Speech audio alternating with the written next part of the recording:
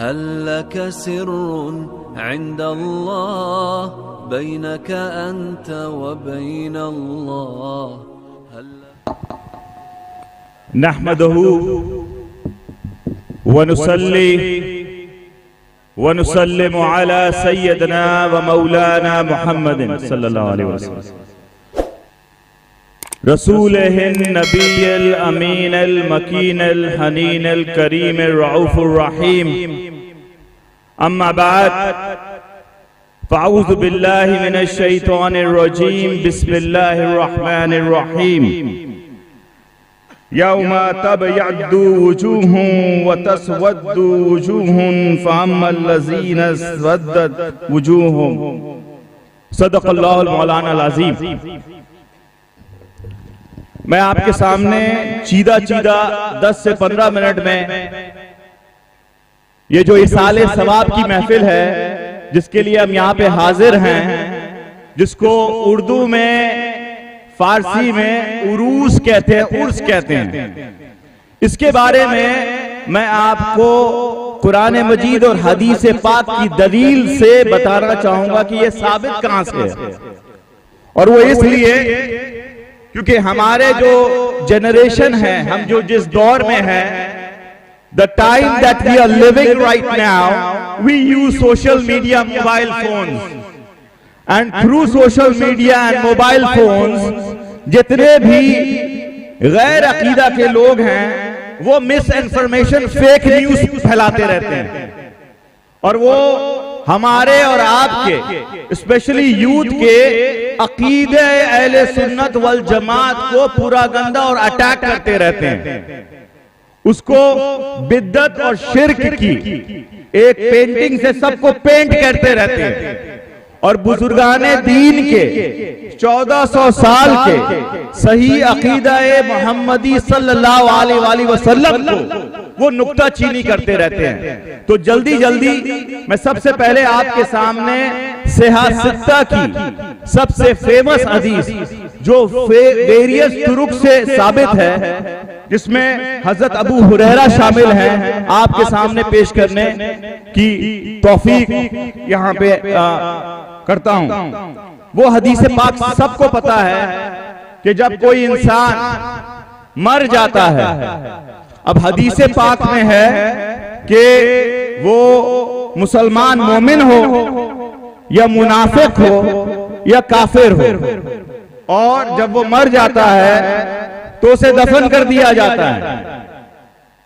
हदीस पाक में है जब दफन करके लोग वापस जा रहे होते हैं तो वो मरने वाला जो मुनाफिक है या काफिर है या मुसलमान है, उसको दफन करने वाले लोगों की पैर की आहट सुनाई देती है। ये हदीस सुना है आपने सब मिलके, सुना हुआ है ना? तो अगर काफिर है, काफिर को भी दफन करने वाले की पैर की आहट सुनाई दे रही है। तो जो कहा जाता है कि मर गए, मिट्टी हो गए, मगर हदीस पाक तो ये कह रही है कि काफिर तक को भी सुनाई देती है। तो फिर औलिया अल्लाह और सालेहीन और शहीद का क्या स्टेज होगा? ठीक है, अब अगले पार्ट की हदीस की तरफ आ जाए, जहां पे जब लोग जाते रहते हैं और आखिरी कदमों के वो सुनता रहता है, उस वक्त फरिश्ते आ जाते हैं। कितने सही बुखारी की हदीस में है कि 3 सवाल होता है, कितनी जगह है कि सिर्फ एक सवाल होता है। चलिए 3 ही सवाल को ले लेते हैं। पहला सवाल है मन रब्बुका, तेरा रब कौन है? तो आइए मुसलमान के जवाब की तरफ आते हैं। वो कहता है मेरा रब अल्लाह है। फिर वो कहा जाता है दूसरा सवाल कि तेरा मजहब क्या था? तो जवाब देता है कि मेरा मजहब दीन इस्लाम था। अब तीसरा सवाल जो सबसे इंपॉर्टेंट है, पूछा जाता है आका अलैहिस्सलाम की ज़ाते मुक़द्दसा को ज़ियारत करवाई जाती है। अब इसमें भी नुक्ताचीनी होती है। कहीं पे कहा जाता है कि हुजूर की तस्वीर दिखाई जाती है।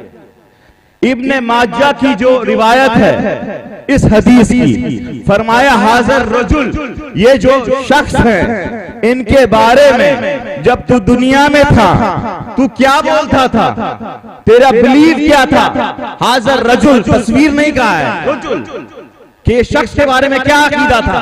आका अलैहिस्सलाम को अपने मज़ार शरीफ में दिखाया जाएगा। वो शख्स चूंकि मोमिन होगा, वो कहेगा ये मेरे रसूल है, मोहम्मद मुस्तफा सल्लल्लाहु अलैहि वसल्लम है और इन्होंने दीन इस्लाम लेकर आए हमारी तरफ।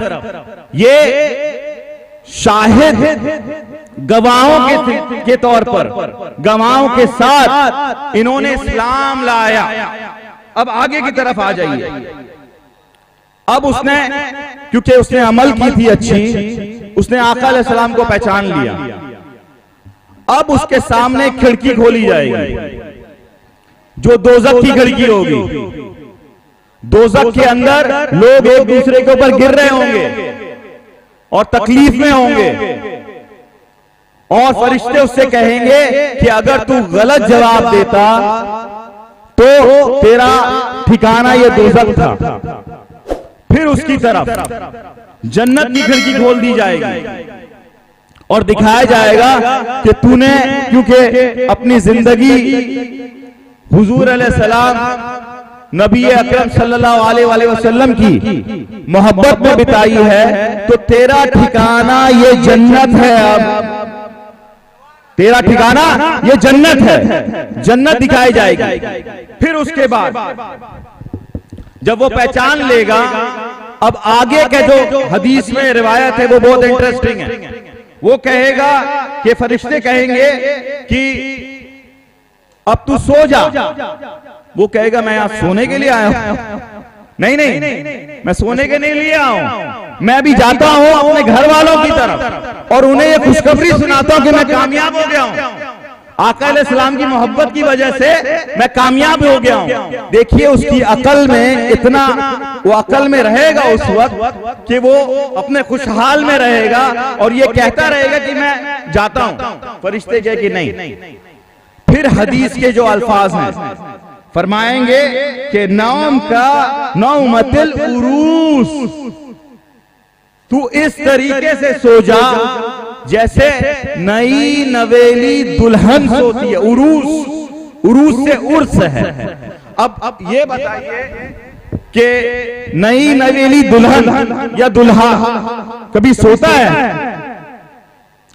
वो तो लेटा रहता है या लेटी रहती है अपने हस्बैंड, अपने महबूब के इंतजार में।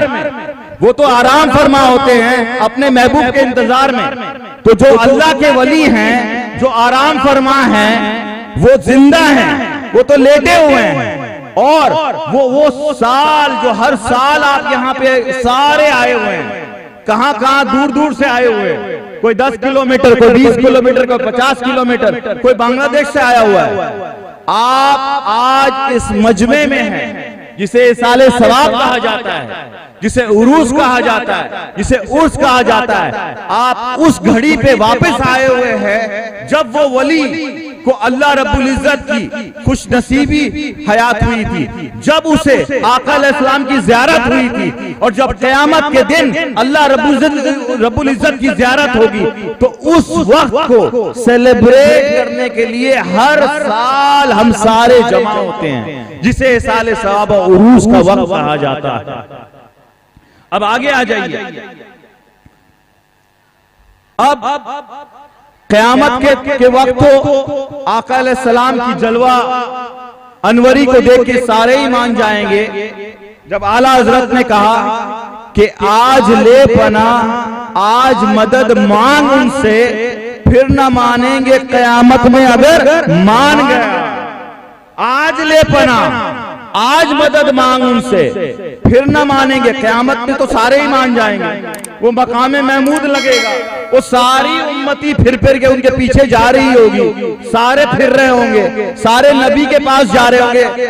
हदीस पाक में कि आदम अलैहिस्सलाम के पास जाएंगे, आदम अलैहिस्सलाम सरेंडर हो जाएंगे, नूह अलैहिस्सलाम के पास जाएंगे, सरेंडर, इब्राहिम अलैहिस्सलाम, मूसा अलैहिस्सलाम, ईसा अलैहिस्सलाम, सारी उम्मत फिर कर आका अलैहिस्सलाम की बारगाह में आएगी। आका अलैहिस्सलाम पूछेंगे कहां फिर रहे हो? आज तो मेरा दिन है, आज मेरी शफात कुबरा है, आज मैं शफात करूंगा, फिर वो अल्लाह रब्बुल इज्जत की बारगाह में जाके सुजूद होंगे। तो हाज़रीन मोहतरम, हमारा अकीदा अहले सुन्नत जो है ये अल्हम्दुलिल्लाह हक अकीदा है, सिद्क़ अकीदा है। अब इसको दलील की जरूरत है, इल्म की जरूरत है। हर बात को इल्म के थ्रू, कुरान और सुन्नत के थ्रू एक्सप्लेन करने की जरूरत है, ताकि ये जो यूथ है, ये जो यंग जनरेशन है, इन्हें ये भी आपके जैसा इसी अकीदे में रहे। इन्हें इल्म दिलाने की जरूरत है, इन्हें साइंस के थ्रू, कुरान मजीद के थ्रू, सुन्नत के थ्रू बताने की जरूरत है। और देख लीजिए, हमारे बीच में कोरोना वायरस है। जितना वायरस स्ट्रांग होता है उतना स्ट्रांग मेडिसिन होना चाहिए, है कि नहीं? तो इस दौर में अकीदे का भी प्रॉब्लम है, तौहीद में भी प्रॉब्लम है, उम्मत में भी प्रॉब्लम है। तो इस दौर में इताअत से काम नहीं चलेगा। इताअत का मतलब होता है आका अलैहिस्सलाम को फॉलो करने से, सिर्फ इताअत से काम नहीं चलेगा। इस दौर में इत्तबाए रसूल से काम चलेगा कि आका अलैहिस्सलाम की मोहब्बत में आप दीवानगी के लेवल पे चले जाए। फिर शायर ने क्या फरमाया कि मुझे क्या खबर था सुजूद की, मुझे क्या होश थी रुकू की, तेरे नक्श पाक की तलाश में मैं तो झुक रहा था नमाज में। मैं तो तेरे सुन्नत को फॉलो कर रहा था, तेरे मैं इताअत को फॉलो कर रहा था, तेरे नक्श पाक की तलाश में मैं तो झुक रहा था नमाज में। हजरत अब्दुल्ला बिन उमर की रिवायत है कि आप सहरा में थे, डेजर्ट में थे, आप सवारी लेके एक जगह रुक गए, आपने 2 राउंड मारा वहां पे। साहबा ने पूछा कि आपने यहाँ पे राउंड क्यों मारा?